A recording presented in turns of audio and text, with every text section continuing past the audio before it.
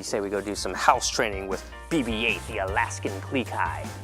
It's our responsibility as people to show our dogs where they can and can't go, and house training is a months-long process, but it's a good opportunity for you to become consistent, and that is a telltale sign of a good teacher. See, dogs aren't born knowing where they should and shouldn't relieve themselves. House training success is fastest achieved when you get really good at controlling your dog's environment and supervising them really well. Our overall goal is to teach our dogs that our house is their house. See, instinctively, dogs don't like to do their business where they live and sleep, but it can take a while for them to generalize an entire house as their primary residence. Let me show you what I mean.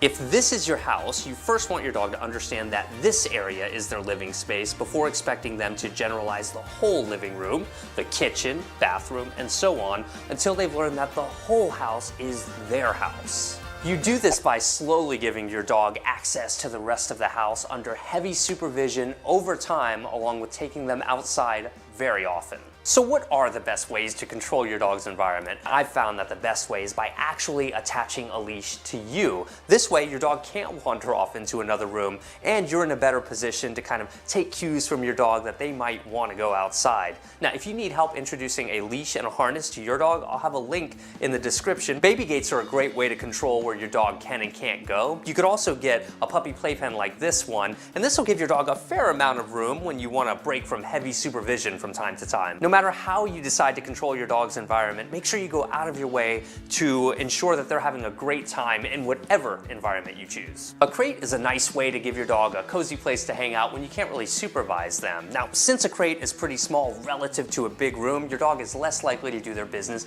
inside of the crate, and they'll be more likely to accept it as their primary living space. Remember, dogs don't like to do their business where they live and sleep. Understand though, the crate is not a dog sitter. It's just a way to keep your dog safe and out of trouble for short periods of time when you absolutely can't supervise them. But you want to introduce the crate delicately in order to make sure that your dog enjoys being inside. First, we're gonna let BB-8 just kind of explore the crate. I'm gonna open it up, let him smell it, let him check it out, not forcing him in the crate at all. That's really good. I like how he reacted there. I'm just gonna give him a treat, again, just to create a positive association while being in the presence of this crate. And I'm gonna try and get him to go inside of the crate voluntarily because I don't wanna force him in the crate. I want him to want to go in the crate. Good, now you're learning. I'm gonna set one right there. Awesome. That is terrific. That's really good. I'm gonna try and put the treat in a little bit farther now. Go on, go get it. Oh, look at that. Did you see that? He went in all by himself. Again, keeping this door open, letting him know he can come and go, at least at this point in his training. You can even treat him from outside of the crate right here. And really, I'm just trying to achieve getting him comfortable with being in here for a little bit longer. I'm using tiny pieces of real chicken. Now I'm gonna close the door like this, and I'm gonna lock it, but I'm not going to just walk away and leave him alone. Give him another treat. And it's a good idea to just kind of hang out with your dog like this for a little while, especially those first few training sessions. You might notice that I have a divider panel in this particular crate. That's because I don't want it to be too big for him right off the bat. The crate should be big enough for your dog to very comfortably move around in, but not necessarily take several steps in a row in. This is a very temporary step. After your dog has started to make the connection that this is where they hang out a lot, you can then begin to enlarge the crate. To be clear, an oversized crate is absolutely fine after your dog has gone several days without having an accident in the crate. In the beginning, place the crate near your bed so that your dog is less likely to have anxiety when you go to bed at night. It's normal that your puppy might keep you awake sometimes in the middle of the night, and yeah, you'll have to get in the habit of getting up and taking them outside. Hey, that's just part of having a puppy. It'll get better though. And later you can move the crate into another room if you want to. Now, a good rule of thumb for how long your dog should be in the crate is roughly 1 hour per month of age. However, you really want to avoid having any dog stay in a crate for more than 4 or 5 hours at a time at any age, with the exception of overnight. See, this is why it's important to have additional puppy-proofed areas available, like a puppy-proof laundry room or bathroom, where you can tolerate potty accidents if they do occur, in case you do need to leave your dog alone for a little while. Before leaving your dog alone for many hours at a time, do your best to give them age-appropriate exercise. Now, since many of us have jobs that require us to be away from the house for more than 8 hours at a time, make arrangements to come home at lunch and let them out and play for about 30 or 45 minutes if possible. If this isn't practical for you though, you might need to enlist the help of a friend, family member, dog walker, or doggy daycare. Oh, you're good. So how often should you let your dog outside to go on a potty break? Well, in general, I recommend about once an hour. Make sure you take them outside immediately upon arriving home or waking up. Be prepared to stay outside for 5 to 10 minutes. It's okay if they don't go each time, but it's important that you continually give them the opportunity to go.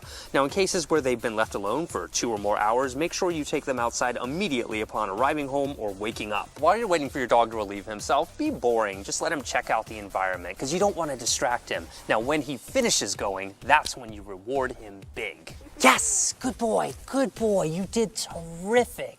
Wow, you went poop outside. It's as though going potty outside unlocks the most fun version of you to your dog. Now you can reward him with a great treat or even a short play session. Creating positive associations in this way will make your dog actually want to go outside to do their business. Now if your dog does have an accident inside, don't punish him. This is about as effective as punishing an infant for going in their diaper. Your dog isn't to blame for this accident. Either you weren't consistent enough or you didn't control the environment well enough. Just do a better job next time.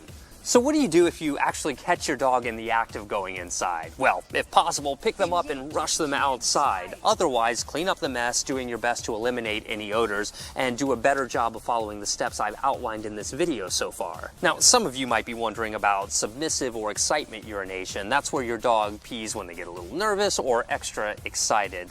Now, typically most dogs will outgrow this by the time they're 12 to 18 months of age, but if you prioritize socializing your dog, they'll probably get there sooner rather than later. In general, I'd recommend against using puppy pads unless you have a unique situation, like maybe you live in a high-rise apartment where it's impractical to get your dog outside very often. That's because dogs generally develop a preference to whatever texture they experience most often while relieving themselves. So if you want your dog to go on grass full time, well, just introduce them to lots of grass and give lots of praise when they do their business in the right place. Most people celebrate house training success a little bit too prematurely. So how will you know when your dog is completely house trained?